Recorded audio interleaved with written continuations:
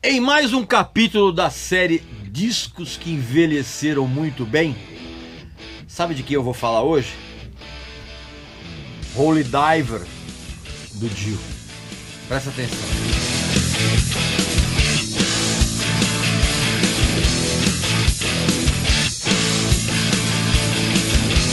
A biografia do Ronnie James Dio, Rainbow in the Dark, é o livro perfeito para que você entenda e saiba tudo o que aconteceu na carreira de um dos maiores vocalistas de todos os tempos. Tudo aqui é revelado em detalhes, os bastidores da vida dele com o Elf, com o Black Sabbath, na carreira solo, esmiuçado de uma maneira impressionante. Esse livro aqui pode ser seu com o melhor desconto da internet. Basta que você clique aqui no link abaixo, preencha o cupom de desconto com Regis Tadeu Indica e na hora da compra você vai ter então esse desconto que é o melhor da internet. E é um livro absolutamente imperdível. Eu garanto e não perca essa oportunidade. Meu amigo e minha amiga, estamos aqui para mais um episódio da série Discos que Envelheceram Muito Bem, onde eu trago álbuns que, na minha opinião, com o passar do tempo, ficaram ainda melhores do que na época do seu lançamento oficial.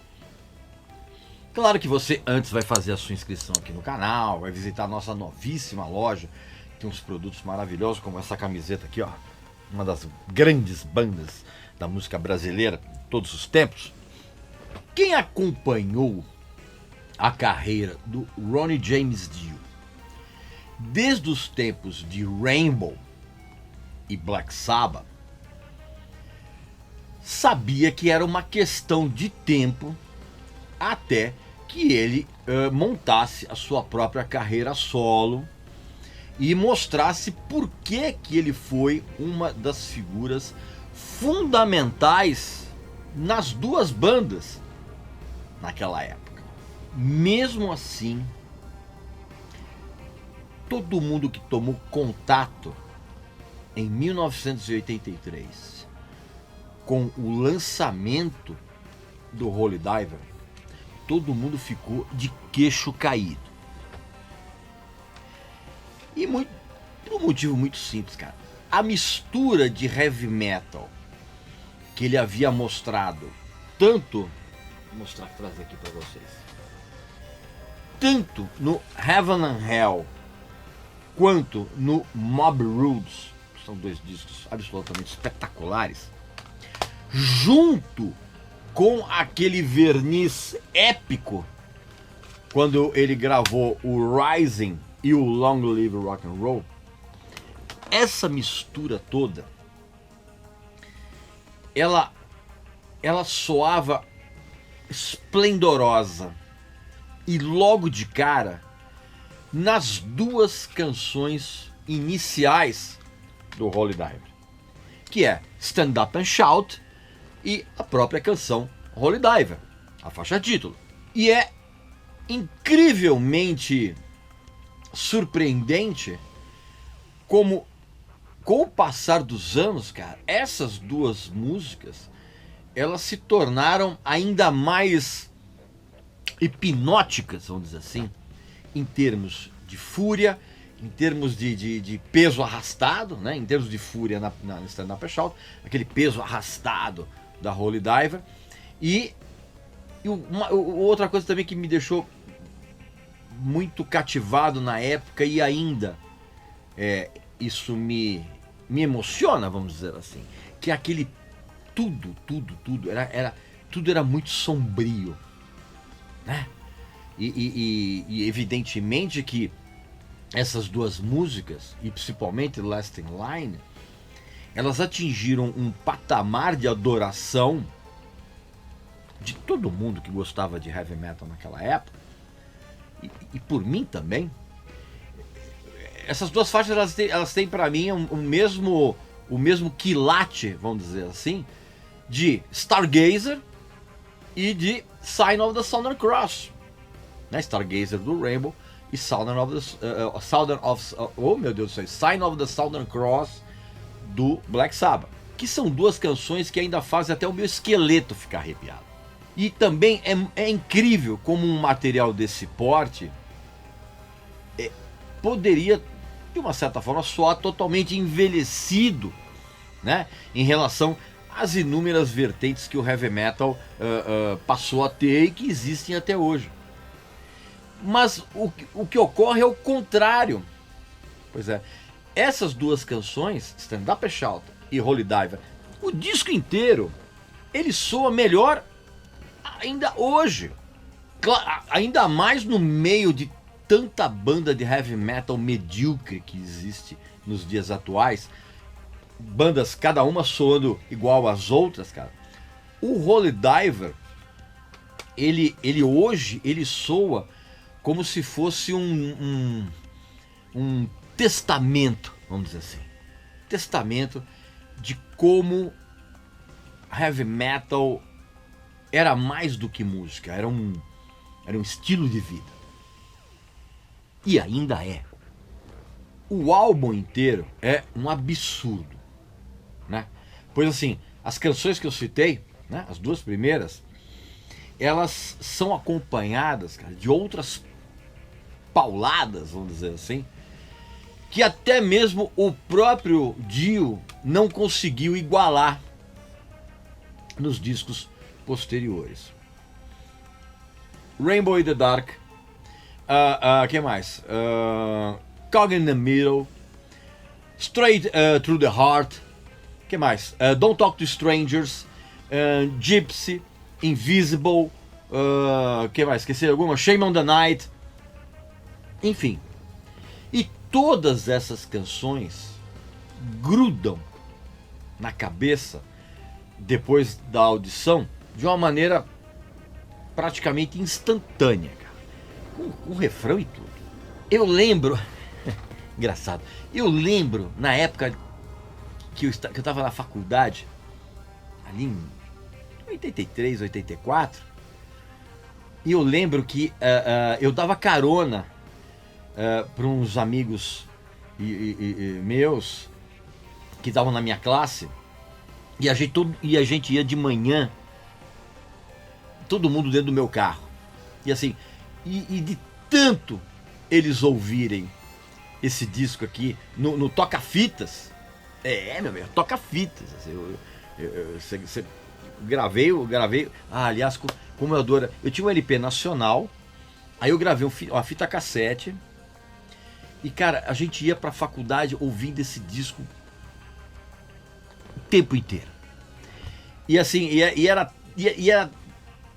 era tão intenso isso, cara, que eu tenho certeza que todos os meus colegas que iam de carona comigo pra faculdade, eu tenho certeza que eles são capazes de cantar a música até hoje.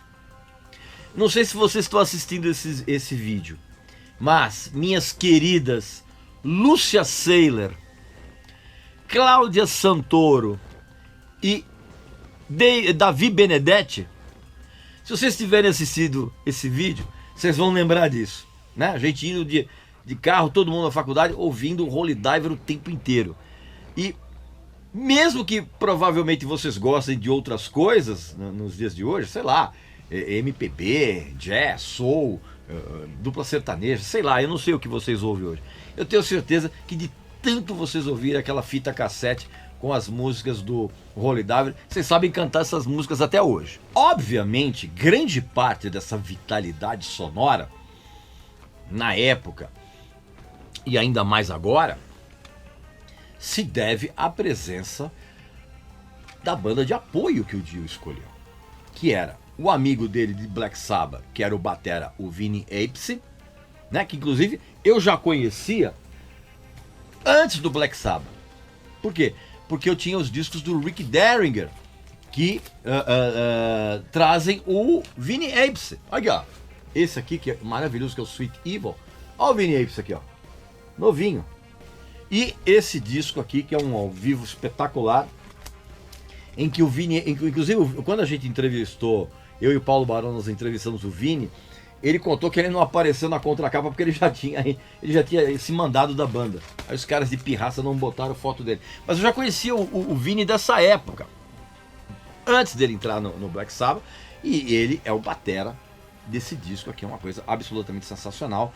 E o Dio também trouxe outro amigo dele dos tempos de Rainbow, que era o baixista, o Jimmy Bain, né? Mas assim, a maior surpresa era o então desconhecido e jovem guitarrista irlandês chamado Vivian Campbell, né?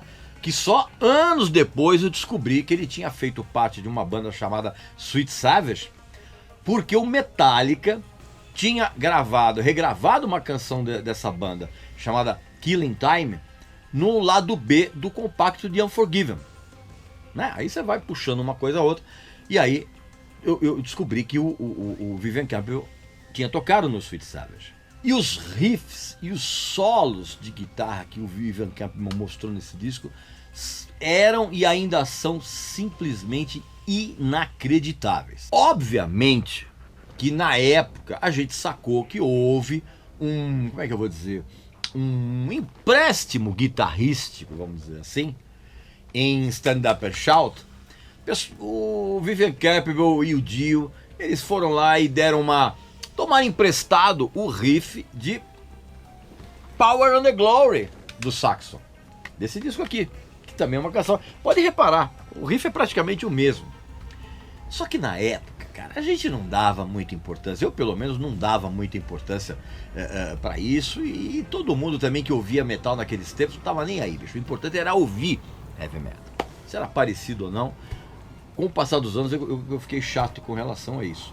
E não foi só isso que aconteceu, né? Por exemplo, Caught in the Middle, que é uma das faixas sensacionais, ela tinha um riff que, aliás, ela tem um riff que o Vivian Campbell já tinha usado numa canção da banda anterior dele, do Sweet Savage, que era uma música chamada Straight to the Heart, que depois acabou batizando uma outra música aqui desse disco.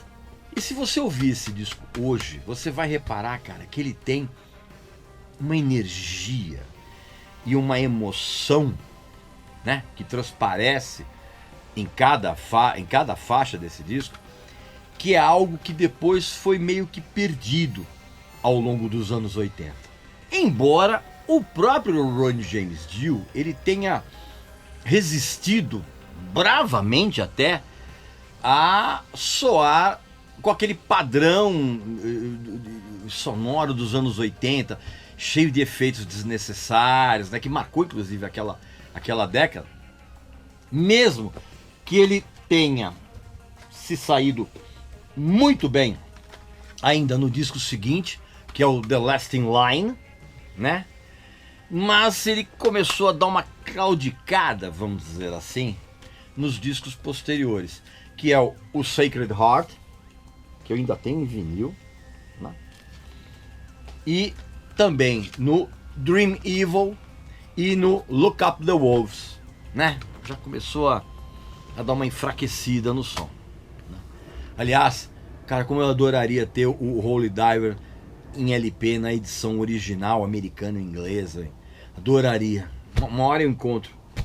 Que eu tinha na época o nacional, né? Aí quando saiu o CD importado, passei para frente o LP nacional para pegar esse CD que eu tô mostrando aqui para vocês, que é o da época, inclusive.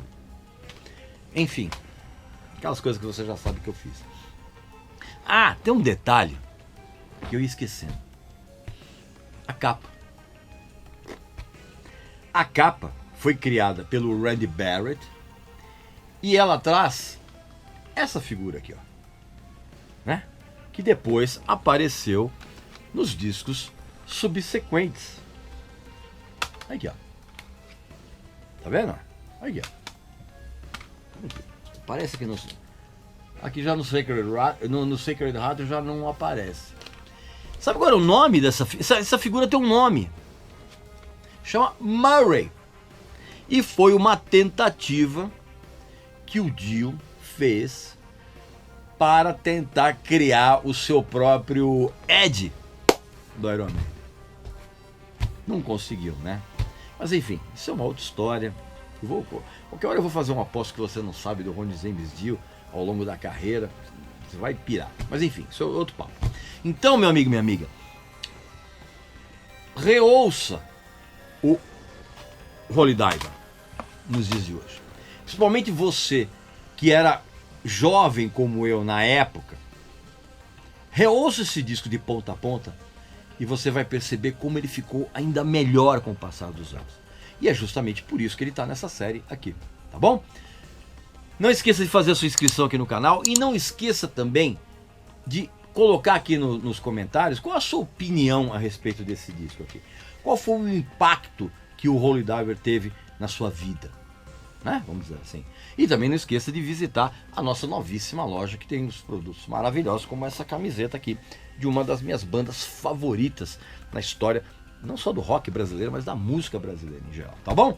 Então, um abraço, saúde para você, para sua família e para seus amigos, e eu volto muito em breve com mais um episódio da série Discos que Envelheceram Muito Bem, tá bom? Até mais!